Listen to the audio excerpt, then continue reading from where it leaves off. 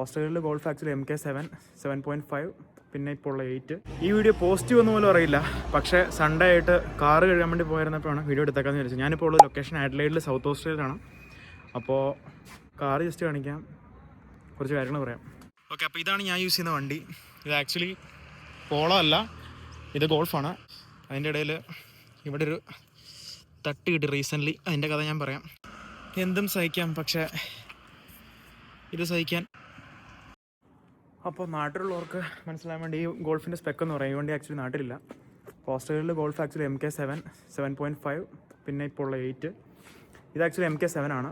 1.4 litre petrol, blue motion TSI. അപ്പോൾ നാട്ടിൽ polo ആയിരുന്നു പണ്ടുണ്ടായിരുന്നത്. അപ്പോൾ പോളോ നാട്ടിൽ GT TSI എന്നുണ്ട്. നമ്മുടെ ഫേമസ് ആയിട്ടുള്ള നിർത്തിപ്പോയ DSG, പിന്നെ ഇപ്പോൾ ടോർക്ക് കൺവേർട്ടർ. അപ്പം അത് ആദ്യം പോളോ നാട്ടിൽ 1.2 ലിറ്റർ ആയിരുന്നു.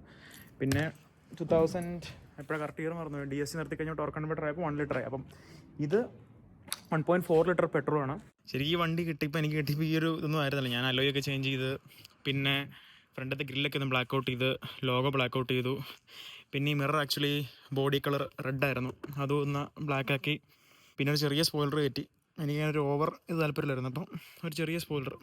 എപ്പോൾ ഇതിൻ്റെ സൈഡിൽ കൂടെ വന്നാലും ഇടി കാണുമ്പോൾ നമുക്ക് എനിവേ ഇത് അടുത്ത ആഴ്ച എനിക്ക് റീപ്ലേസ് ചെയ്ത് കിട്ടും, ഇൻഷുറൻസിൽ കവറാവും. അപ്പം ഞാൻ വീഡിയോ എടുക്കുമ്പം ഒരു ക്രാഷ് ഉണ്ട്, ഇവിടെ ഒരു പൊട്ടലുണ്ട്.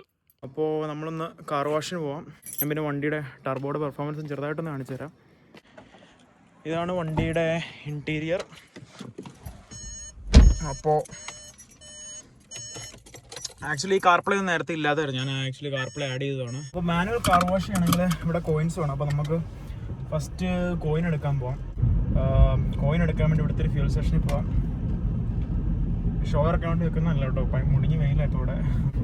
ഈ വണ്ടിയുടെ പെർഫോമൻസ് എന്ന് പറയുവാണെങ്കിൽ ഇത് ഇനീഷ്യൽ ഈ പറയുന്ന പോലെ ഭയങ്കര GT പോലും അങ്ങനെ വലിച്ചു കയറില്ല. പക്ഷേ ടർബോ കിക്കിനായി കഴിഞ്ഞാൽ വണ്ടി അത്യാവശ്യം കയറും. ടോപ്പ് എൻഡ് ഈസി ഷോട്ട് 140-150 വരെ പോകും. പിന്നെ ഒന്ന് ടൈം എടുത്ത് പുഷ് ചെയ്ത് കഴിഞ്ഞാൽ 190-200 വരെയൊക്കെ ഈസി ആയിട്ട് നമുക്ക് പുഷ് ചെയ്യാൻ പറ്റും. സൺഡേ ആയിട്ട് കാർ വാഷിൽ തിരക്കാണ്. അപ്പോൾ ഈ മാനുവൽ കാർ വാഷാണ് ഇപ്പോൾ ഈ കാണുന്നത്. ഇത് മാനുവൽ, ഇത് ഓട്ടോ എന്ന് പറയുമ്പോൾ നമ്മുടെ നാട്ടിലെ പോലെ ഓട്ടോമാറ്റിക്കായിട്ട് കയറ്റി ഇറക്കുന്നത്. ഈ മാനുവൽ കാർ വാഷ് എന്ന് പറഞ്ഞു കഴിഞ്ഞാൽ ഇത് കേട്ട് കഴിഞ്ഞാൽ നാട്ടിലുള്ളവരായിരിക്കും മട്ടാണ്, കാശ് കൊടുത്തിട്ട് നമ്മൾ തന്നെയാണ് കഴുകുന്നത്. ശരിക്കും ആ കഴുകുന്ന വണ്ടിയുടെ ഓണേഴ്സ് തന്നെയാണ്. അപ്പോൾ ഇപ്പം മാനുവൽ കാർ വാഷ് എന്ന് വെച്ച് കഴിഞ്ഞാൽ നമ്മൾ തന്നെ നമുക്ക് വേണ്ട ഇപ്പം പോളിഷാണെങ്കിൽ അത് ഇട്ട് അതിന് റൊട്ടേറ്റിംഗ് ഹോസ് അതിന് ചുറ്റും നടന്ന് നമ്മൾ തന്നെ കഴുകുന്നു. ഞാൻ എന്തുകൊണ്ടാണ് ഓട്ടോ എടുക്കാത്തതിൻ്റെ കാരണം എന്ന് വെച്ച് കഴിഞ്ഞാൽ, ഒന്നാമത്തെ കാര്യം ഭയങ്കര ചെളി പിടിച്ചിരിക്കുകയാണെങ്കിൽ ഓട്ടോ ഓക്കെയാണ്. ബട്ട് ഈ പറയുന്ന പോലെ പൊടിയായിട്ട് അല്ലെങ്കിൽ ചെളിയായിട്ട് ഇങ്ങനെ ചെറിയൊരു ലെയർ ഓഫ് ഇത് ഓട്ടോമാറ്റിക് ആയിട്ട് കാണും. അപ്പം നമ്മൾ ഈ സെറാമിക് ചെയ്തിട്ടിട്ട് നമുക്കെപ്പോഴും കാർ തന്നെ തിളങ്ങി കിടന്നാലല്ലേ നമുക്കൊരു സന്തോഷമുള്ളൂ. ബട്ട് അങ്ങനെ കിട്ടണമെങ്കിൽ നമ്മൾ തന്നെ മാനുവലി കഴുകണം. അപ്പോൾ ഇവിടെ നാട്ടിലത്തെ പോലെ അങ്ങനെ ആളുകൾ തരുന്ന കഴിയുന്ന പരിപാടി വളരെ കുറവ്, ഞാൻ കണ്ടിട്ട് പോലും ഇല്ല. ഒന്നെങ്കിൽ ഇതർ മാനുവൽ എന്ന് വെച്ചാൽ നമ്മൾ തന്നെ, അല്ലെങ്കിൽ ഫുള്ളി ഓട്ടോമാറ്റിക്. ഇപ്പോൾ ഓരോ വണ്ടി കഴിയുന്നതനുസരിച്ച് ഇറങ്ങിപ്പോവും, നമ്മൾ പുറകെ കൊണ്ട് ക്യൂവിൽ നിർത്തുക. ഇപ്പോൾ ഈ ഔട്ട്ലാൻഡർ അടുത്ത് വാഷിന് കയറുവാണ്. അപ്പോൾ നമ്മൾ നമ്മുടെ സ്പോട്ട് സെർവ് ചെയ്തു. ബാഗിൽ കിടക്കുന്ന ഒരു MK6 ഗോൾഫാറാണ്. പിന്നെ എൻ്റെ വണ്ടി ഇവിടെ കിടക്കുന്ന ടൊയോട്ട 86. ഇത് ശരിക്കും നാട്ടിലില്ലാത്ത വണ്ടിയാണ്.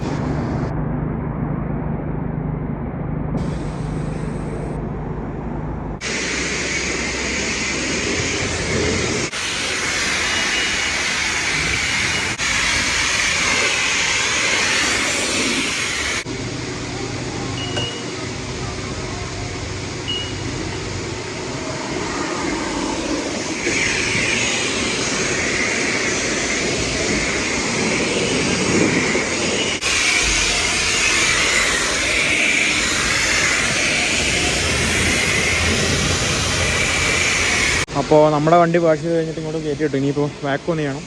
അപ്പോൾ ബാക്കിൽ നിന്ന് വണ്ടികൾ വന്നു തുടങ്ങി, അവിടെ ഫുള്ളായി. ഇങ്ങനെ കഴുകിയിട്ട് നോക്കുമ്പോൾ നമുക്ക് കിട്ടുന്നൊരു സാറ്റിസ്ഫാക്ഷൻ അത് സ്വന്തം വണ്ടിയായിട്ട് കിട്ടുന്നതാണെന്ന് അറിയത്തില്ല. ഇനി ഈ തട്ട് കിട്ടിയ കാര്യം പറയാം. കഴിഞ്ഞ ദിവസം വെറുതെ സിഗ്നലിൽ കിടന്നതാണ്. പുറകിൽ നിന്ന് വന്നൊരു ടൊയോട്ട ഹൈലക്സ് വന്ന് തട്ടി. ആക്ച്വലി ഈ ബമ്പറും പൊട്ടി, ഡിക്കിയും ഡാമേജ് ഉണ്ട്. പിന്നെ ഇതിൻ്റെ അടിയിൽ നമ്പർ പ്ലേറ്റിൻ്റെ ലൈറ്റ് ഉണ്ട്. ആക്ച്വലി ഇത് പൊട്ടിയിരിക്കുക. അപ്പം പക്ഷേ ഇതെനിക്ക് ഫുൾ ഇൻഷുറൻസിൽ പുതിയ ഡിക്കി, പുതിയ ബമ്പർ, പുതിയ സെൻസർ, ലൈറ്റ്, അങ്ങനെയെല്ലാം ഫുൾ ഫ്രീ ഓഫ് കോസ്റ്റ് മാറി കിട്ടും. സെപ്റ്റംബർ 1-ാം തീയതിയാണ് ഇതിൻ്റെ അപ്പോയിൻമെൻറ്റ്. അപ്പം പാർട്സ് വരാൻ വേണ്ടി കണ്ട് വെയിറ്റ് ചെയ്യണം അവർ. അത് കഴിഞ്ഞ് അതിൻ്റെ ഫുൾ റീപ്ലേസ്മെൻറ്റ് കിട്ടും. അപ്പോൾ ഈ ലൈറ്റ് പോയിരിക്കുന്നതുകൊണ്ട് ചെക്ക് ലൈസൻസ് പ്ലേറ്റ് ലൈറ്റ് എന്ന് പറഞ്ഞൊരു വാർണിംഗ് ലൈറ്റ് കിടക്കുന്നത്. അപ്പം ആ ഒരു ലൈറ്റ് വരാൻ സെൻസർ വെച്ചിരിക്കുന്നതുകൊണ്ടാണ് ഈ വിഷയം. എനിവേ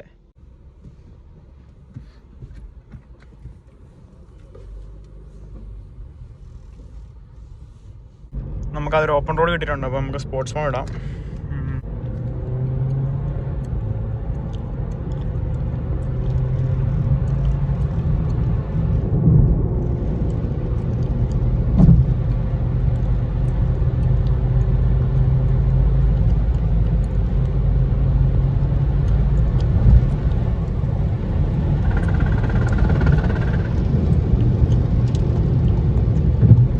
കഴുകിക്കഴിഞ്ഞാൽ വണ്ടി ഇങ്ങനെ എവിടെയെങ്കിലും കൊണ്ടുപോയിട്ട് കുറച്ച് നേരം നോക്കി നിൽക്കുന്നൊരു പരിപാടിയുണ്ട്. അപ്പോൾ നമ്മൾ തന്നെ നമ്മുടെ അലോയ് വീൽസിൻ്റെ ഭംഗിയും സ്പോയിലറിൻ്റെ ഒക്കെ ഒരു ഭംഗിയൊക്കെ ഒന്ന് ആസ്വദിച്ച് ഇനിയിപ്പോൾ പതുക്കെ വീട്ടിലോട്ട് പോകാം.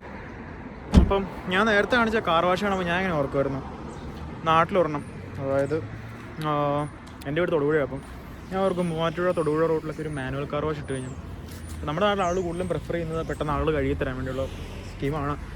ഞാൻ ഇങ്ങനെ ഒരു ഐഡിയ ഒരു തോട്ടം എന്നാൽ പറഞ്ഞുള്ളൂ, നിങ്ങൾ തുടങ്ങി കഴിഞ്ഞാൽ എത്രത്തോളം.